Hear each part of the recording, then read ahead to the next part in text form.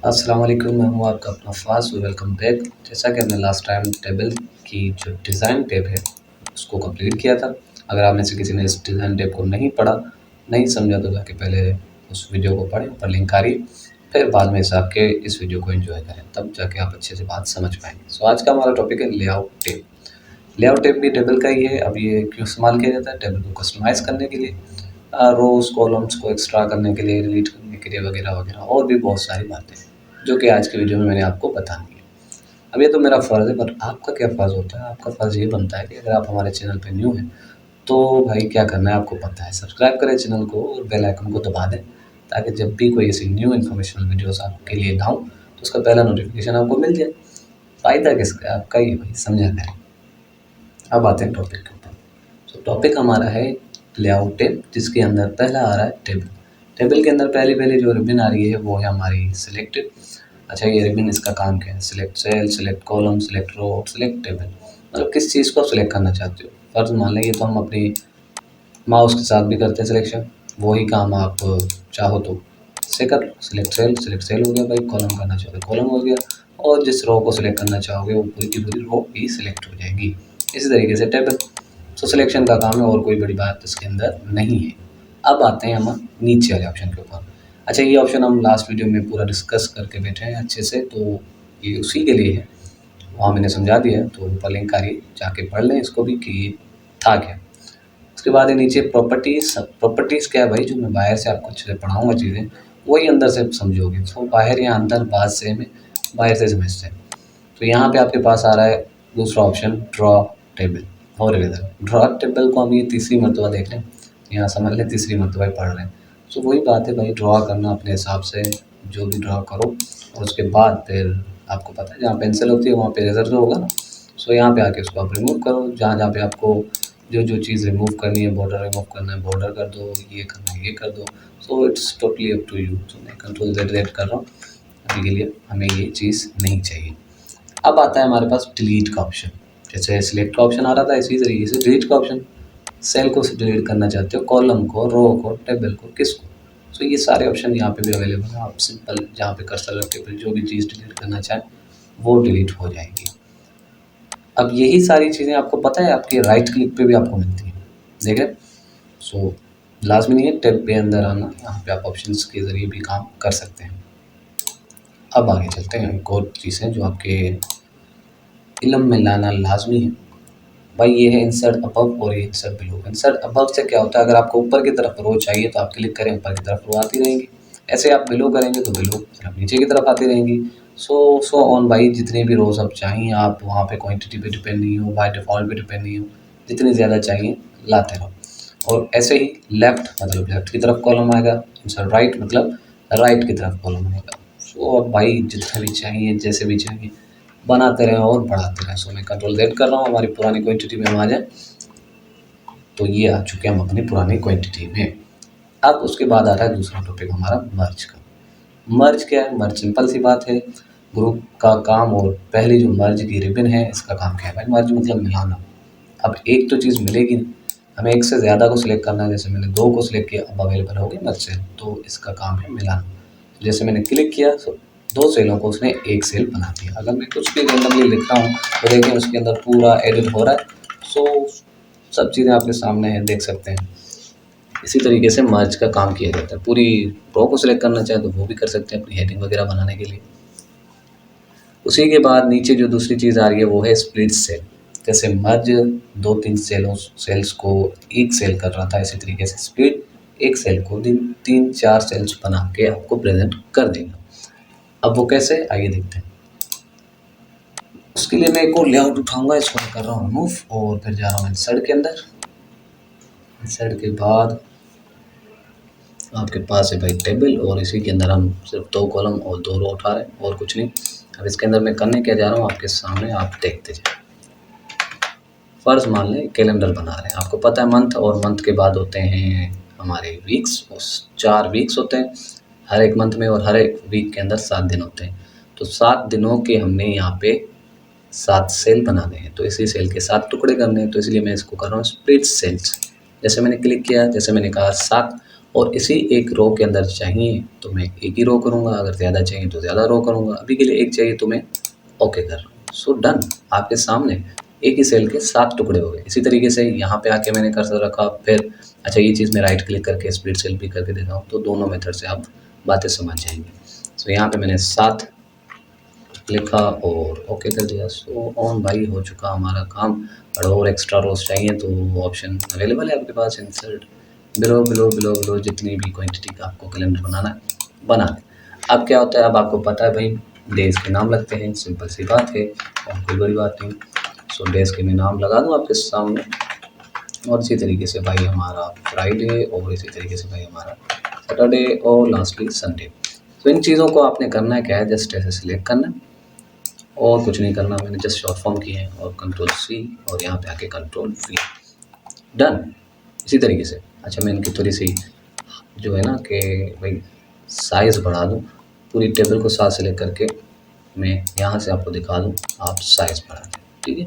अब साइज़ बढ़ाइए तो थोड़ा सा गड़बड़ तो होगी, कैसे, इसी चीज़ की तो मैंने करने की कोशिश की आपको और बात समझा सकूँ अच्छे से। ऐसे प्रेजेंट करेंगे तो इसको ऐसे खींच के ऐसे सीधा करेंगे आप तो आपकी टेबल कंजेस्ट मतलब एडजस्ट हो जाएगी जैसे करना चाहते हैं आप।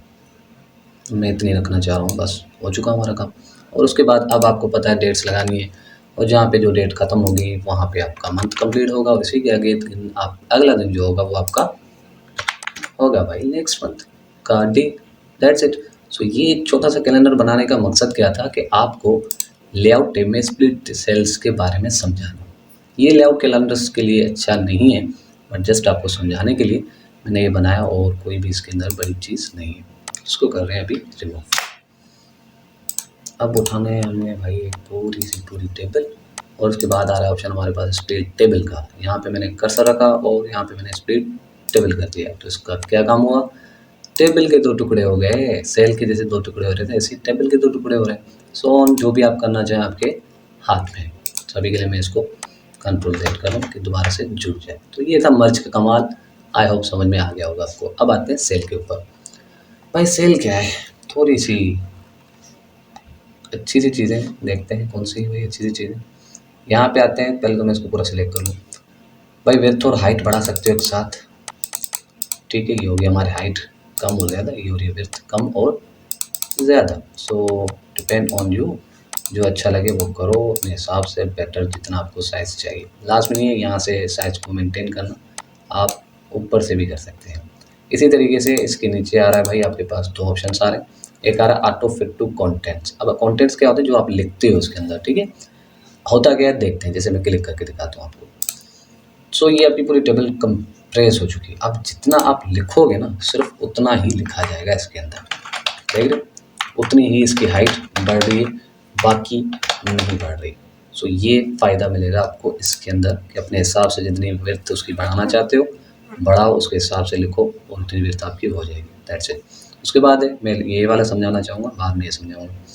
फिक्स कॉलम विड्थ, मतलब जहाँ तक अभी जो आपको कॉलम्स दिख रहे हैं, जितनी विड्थ दिख रही है फिक्स हो जाएगी। अब आप चाह के भी ना, अगर मैं इस साइड वाले में आ जाऊँ, चाह के भी इसको मैं थोड़ा सा बड़ा भी नहीं कर सकता, यहीं पे होगा और दूसरे वर्ड्स लाइन ब्रेक होते होते होते नीचे आते रहेंगे, बट टेबल की जो विड्थ है वो बढ़ेगी, वो उतनी रहेगी।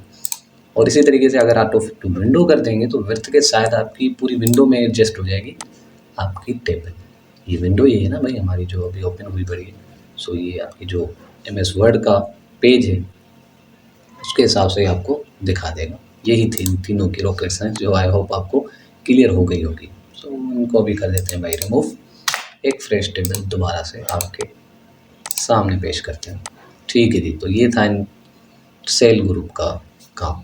अब लास्ट में भाई जो सेकेंड लास्ट ग्रुप आ रहा है हमारा अलाइनमेंट, उसका काम क्या है देखते हैं। इसे मैंने सिलेक्ट किया और यहाँ पे आके मैंने मर्ज कर दिया।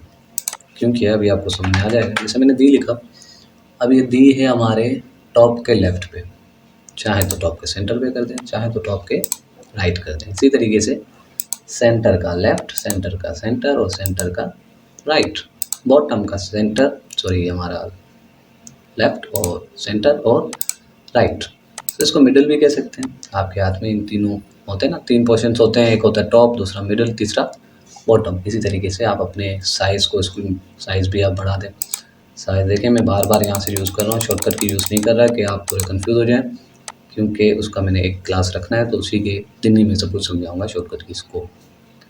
अब इसी के साइड में टेक्स्ट डायरेक्शन, जहाँ रखना चाहें, हाँ मतलब किस डायरेक्शन में रखना चाहते हैं, टेक्स्ट को उलट करना, जितना करना चाहो आपके हाथ में। तो ये भी कमाल की चीज़ है, अगर करना चाहेंगे तो बड़ा ही मज़ा आएगा भाई। तो मैं दोबारा से यार इसको डिलीट कर रहा हूँ और फिर से एक फ्रेश टेबल ला रहा हूँ। क्यों लाता हूँ यार, आपको ही सिखाने के लिए, और किसको। सेल मार्जिन्स, अब ये मार्जिन आपको समझाए थे मैंने पहले भी कि ये जो एरिया होते हैं मार्जिन होते हैं, तो इसी तरीके से हर सेल का अपना एक मार्जिन एरिया है। आप देख सकते हैं यहाँ पे भी इंडेंट छोटे छोटे आ रहे हैं। सो आप चाहते हैं इन सबको एक साथ बड़ा करना है छोटा, तो वहाँ से कर सकते हैं। यहाँ से इसके टॉप बॉटम राइट लेफ्ट है।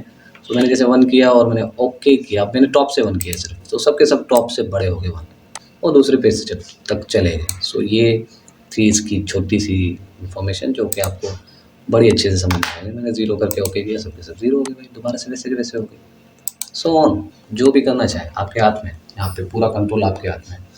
सो भाई शॉर्ट रिबन का काम क्या है, लास्ट हमारा जो ग्रुप है वो डेटा जिसका एक शॉर्ट रिबन आ रहा है, इस शॉर्ट रिबन को हम पहले पढ़ चुके हैं, असेंडिंग डिसेंडिंग। अगर आप में से किसी ने नहीं पढ़ा, सो ऊपर लिंक आ रही है पैराग्राफ ग्रुप की होम टैब के, उसके अंदर हमने इसको डिस्कस पूरा किया था, जाके पढ़ें अच्छे से समझें, फिर आके यहाँ पे भी आके कंटिन्यू करें। उसी के साइड में आ रही है रिपीट हेडर रो।